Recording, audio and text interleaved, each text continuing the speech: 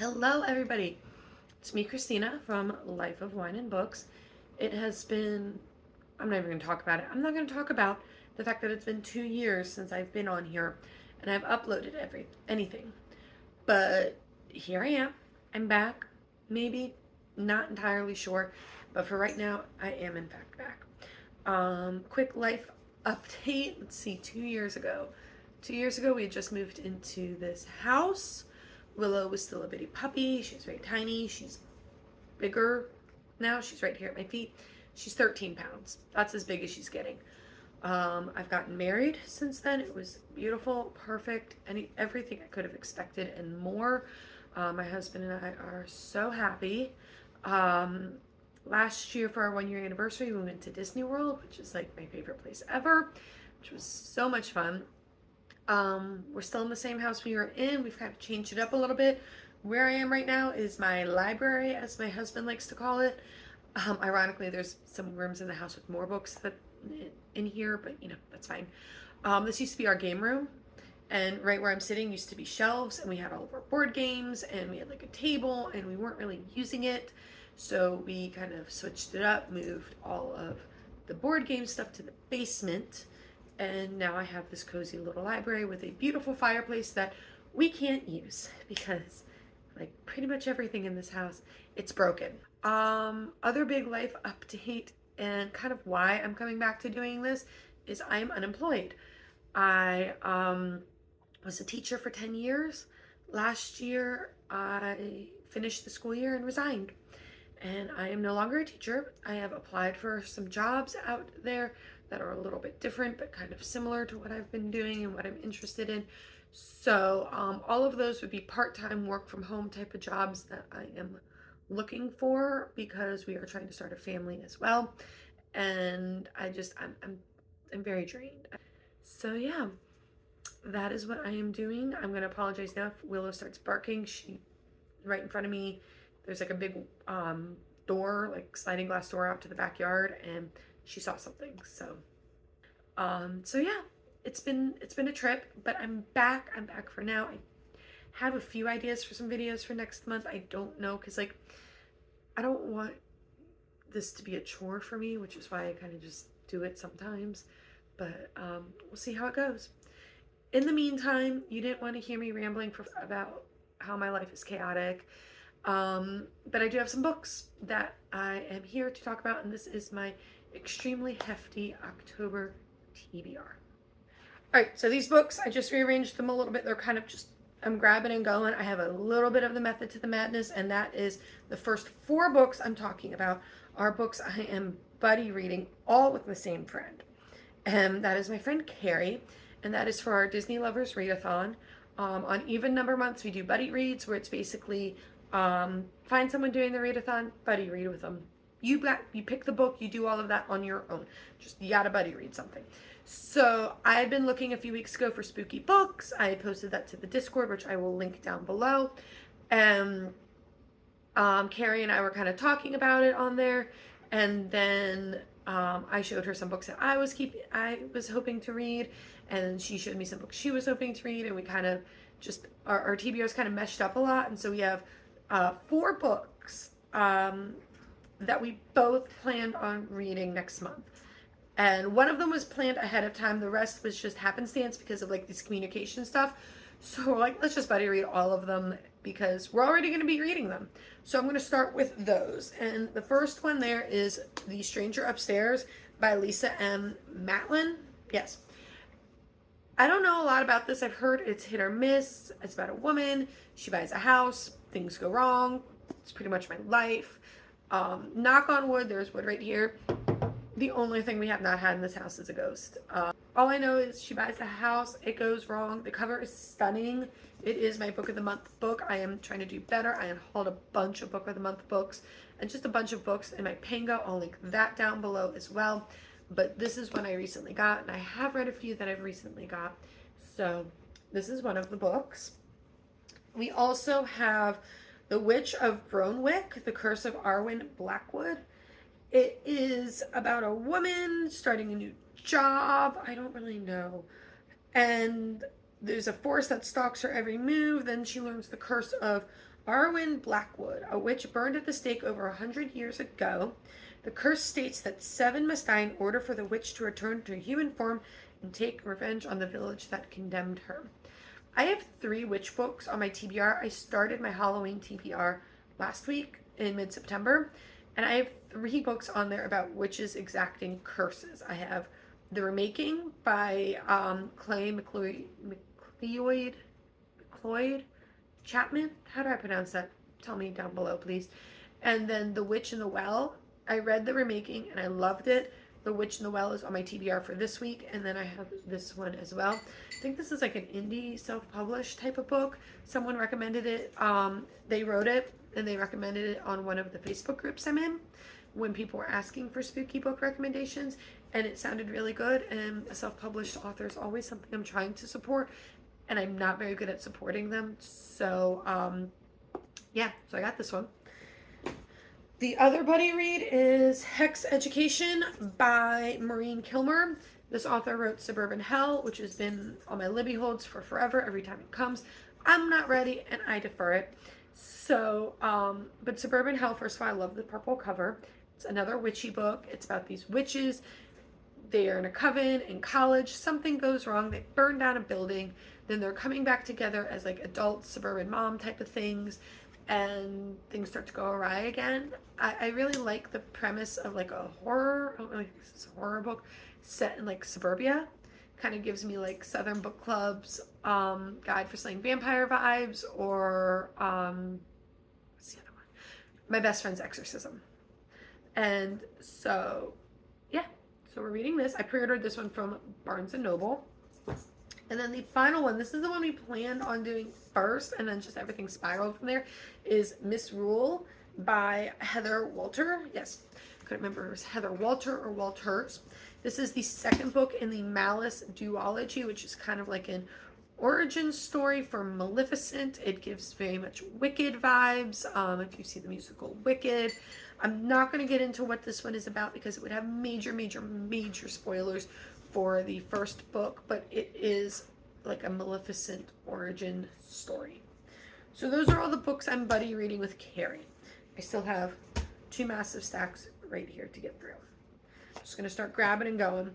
I have Capturing the Devil by Carrie Maniscalco. This is the 4th book in the Stalking Jack the Ripper series. This one talks about H.H. Holmes, who was a serial killer in Chicago during the Chicago World's Fair. He is very fascinating. He's considered to be America's first serial killer because he was like the first one that was really documented, and they caught him, I believe. You can read the book Devil in the White City by Erik Larson, which is about the World's Fair and H.H. Holmes. There's some shows on Discovery Plus, on YouTube, everything about him. So this is the final book. Next, I have Nettle and Bone. I don't know a lot about this. It is T. Kingfisher. T. Kingfisher is very beloved as an author. It's supposed to be very gothic. My friend Shannon read it. Loved this book so much. I read my first T. Kingfisher this month. I read... What did I read? Oh my god. I can't remember which one I read. It was really good. I thoroughly enjoyed it, but I am blanking on the name right now. So, that's embarrassing. But Nettle and Bone, it's very gothic, it's very creepy. There's like a dog who's like a skeleton, give me kind of Zero, or the little dog from Corpse Bride vibes, so Tim Burton type of vibes, which is always really cool. I don't know, I'm here for the vibes, really. That's what we're here for. The stack is not, the arm of this couch is very low, so this is not going to work. Next, I have Witches Get Stuff Done by Molly Harper. Once again, not entirely sure. This is a romance, so I tried to intersperse all of these gothic horror books that I'm reading with like a few romance books, like just to break it up a little bit. And I'm not reading ghost book after ghost book after ghost book, or gothic and ghost and gothic and ghost. I wanted to mix it up a little bit. I don't know. It sounded really fun. Next, we have another ghost book, episode 13 by Craig DeLuey. This was mixed media. Katie from Katie is Reading read it and enjoyed it. She didn't give it like a ringing endorsement, but ghosts, found footage, mixed media, That's all. That's literally all I need, and I will read the book. So this is about a film crew that does ghost stories, and they go to look at this house. It's the 13th episode of the season that they're filming, and things go awry. And it is mixed media. I saw like pictures or something in here too, I think. Hold on. They have like little charts and stuff like that. I have no idea if that's a spoiler. If it is, I am sorry. Like text messages, all that. I love a mixed media book. Seriously, it is one of my favorite things ever. If it's mixed media, the chances of me buying it goes up exponentially simply because it's mixed media. It's a problem, but I love them. After that, we have Don't Tell a Soul by Kirsten Miller. I've had this on my TBR, on my shelves forever, and I'm like, you know what? I'm buckling down, I'm reading it. It's a girl, she goes to stay with her uncle. Ghost things happen. That's about all I know. I also have The Exorcist's House by Nick Roberts. This is a very shiny cover. This is another, I think, self-published or indie published. I think this one looks indie published because there is a publisher website on the back, but it's not like one of the big five. It's about a family in the 90s. They move into a house in the middle of nowhere, and then they find out that the person who used to live there was an exorcist. And obviously bad things happen. I have also She Is a Haunting by Trang Tran Tran. I got this book at the National Book Festival with my friend, so it is signed right there. You can see it's signed. This was an impulse buy. Neither of us had really heard. I have heard of this book. Jan Agaton had read it, and that's pretty much all I know. My friend Shannon's like, let's get it. The author's signing is in 30 minutes. The line looks short. Let's do it. I'm like, let's do it. So this book is about a young girl. She goes to stay with her dad in Vietnam. Yes, to her estranged father. Stay at his house, and his house is, you guessed it, haunted. After that, I have a nice short book. I have Fangs by Sarah Anderson. It's a graphic novel. It is about a vampire and a werewolf who fall in love. It's supposed to be very cute. It's supposed to be a very quick read. It's also this beautiful fabric cover, and it's just stunning. So, and I sprayed it just. So I've heard a lot of good things about it. I bought it, I think, for Prime Day over the summer, but I've been saving it for Halloween. The Spell Book of Katrina Van Tassel by Alyssa Palombo. This is like a Sleepy Hollow retelling.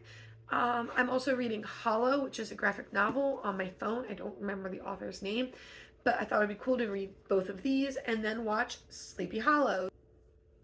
I'm almost done, I promise. I have 3 more physical books here. I have Bad to the Crone by Amanda M. Lee. This is another self-published. I think this one looks self-published, yeah. This has been in my little free library. I have one 2 minutes from my house, like 2-minute walk from my house, and I don't really know. It's been in there for a while. Sorry, I do know what this one's about. It's about a witch. It's a cozy romance mystery type of thing, and she's in a biker gang. So I figured it's in the little free library. I'll check it out. If I like it, great. If I don't, I'll just put it right back in there. Maybe someone else will enjoy it a little bit more. So I grabbed this one. To take a break from the spooky books, I have Marriage Portrait by Maggie O'Farrell. This is my book club pick. One of my book clubs. So my other one is doing Demon Copperhead, which I read over the summer and DNF'd because it's too long. It's too long. So this is about, it's set in Florence in the 1550s. It's about a woman who gets married and life sucks because being a woman in Italy in the 1550s, even in the upper class, just, it sucks. I've heard this is a very good book. I actually got this for free from someone on my Buy Nothing group on Facebook. I had gotten a few books from her. Then I went to pick them up and she had a giant box out front and a sign that said, take what you want.